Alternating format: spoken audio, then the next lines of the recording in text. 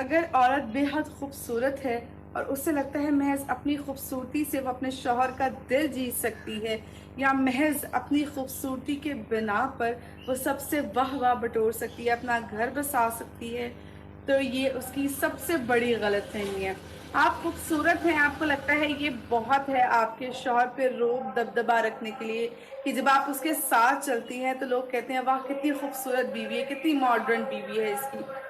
ये सब गलत फहमियाँ हैं। कितनी खूबसूरत लड़कियाँ, कितनी हसीन तरीन लड़कियाँ आप अगर जाके देखें तो आज तलाक याफ्ता बैठी हुई हैं, क्योंकि वो इखलाक की खूबसूरत नहीं थी, वो अपनी ज़बान की खूबसूरत नहीं थी, वो अपने रवैयों में खूबसूरत नहीं थी। ज़रूरत होती है कि आप अपने इखलाक में खूबसूरत हो जाएं, कि कोई देख के ये तारीफ़ करे कि फ़लाँ की बीवी का इखलाक बहुत बेहतरीन है, वो आपकी मिसालें दें। जब आप अपना इखलाक अच्छा नहीं रखती, अपने शौहर को बात बात पे ज़लील करते हैं, उसे इज़्ज़त नहीं देती, उसे ताने देती हैं, उसका साथ नहीं देती, उसे सुकून नहीं देती, तो फिर घर ज़्यादा देर बसा नहीं करते।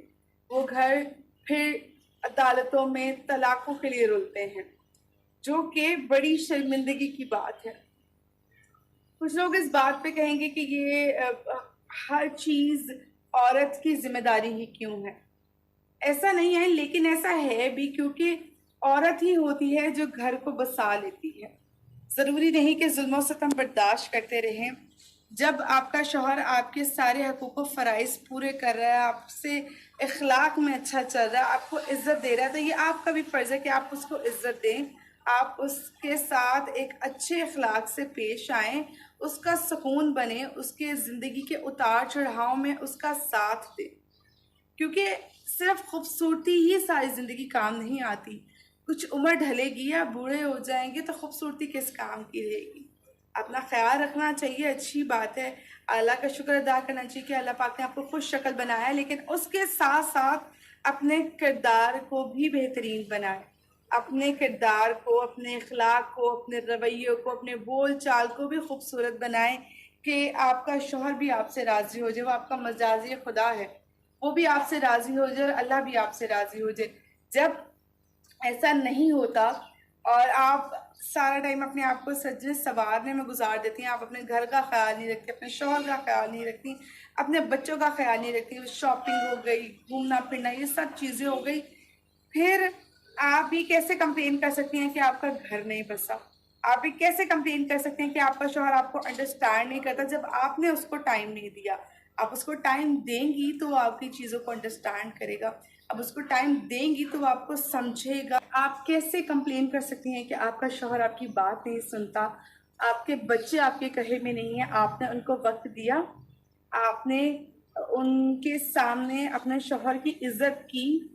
जब माएँ अपने बच्चों के सामने अपने शौहर की इज़्ज़त नहीं करती, उनकी बात नहीं मानती, उन्हें गुलामों की तरह ट्रीट करती हैं, मतलब एक इंसान आपके साथ इतने अच्छे तरीके से चल रहा है, आपकी बात मान रहा है, आपकी इज़्ज़त रख रहा है, आपका भरम रख रहा है और आपके हर काम कर रहा है, आपके काम आ रहा है, सुख-दुख में आपका साथ दे रहा है, तो बहैसियत इंसान भी आप पे ये लाज़िम हो जाता है कि एक इंसान जिसने आपकी सारी ज़िम्मेदारी उठाई हुई है, आपका ख़्याल रख रहा है, तो आपको भी उसका ख़्याल करना चाहिए, आपको भी उसे टाइम देना चाहिए, उसके घर को टाइम देना चाहिए, उसके बच्चों को टाइम देना चाहिए। जब आप उसको इज़्ज़त देनी चाहिए, सबसे बड़ी बात। जब आप अपने शौहर को इज़्ज़त देंगी, उस खुश अखलाक़ी से उसके साथ पेश आएँगी, उसे वक़्त देंगी, उसका ख़्याल रखेंगी, तो ही आपका घर एक खूबसूरत घर कहलाएगा। आपका रिश्ता बरकरार रहेगा, एक लंबे अरसे तक आपका रिश्ता बरकरार रहेगा और इस सब का असर आपके बच्चों पे बहुत अच्छा होगा कि वो आपको रोल मॉडल मान के चलेंगे। वो भी बड़ों की इज़्ज़त करना सीखेंगे, अपने साथ जुड़े रिश्तों की इज़्ज़त करना सीखेंगे। हम ये चीज़ें भूल जाते हैं कि जो चीज़ हम as a parent, as a husband wife कर रहे हैं, उनका इफ़ेक्ट हमारे बच्चों पे क्या हो रहा है। तो इस सब को मद्देनज़र रख के अपने शौहर का ख़्याल रखा करें, अपने शौहर की इज़्ज़त किया करें। और दुनियादारी के लिए नहीं, दिखावे के लिए नहीं, बल्कि अपने किरदार को अपनी अल्लाह की रज़ा के लिए और अपने शौहर की खुशनुदी के लिए बेहतर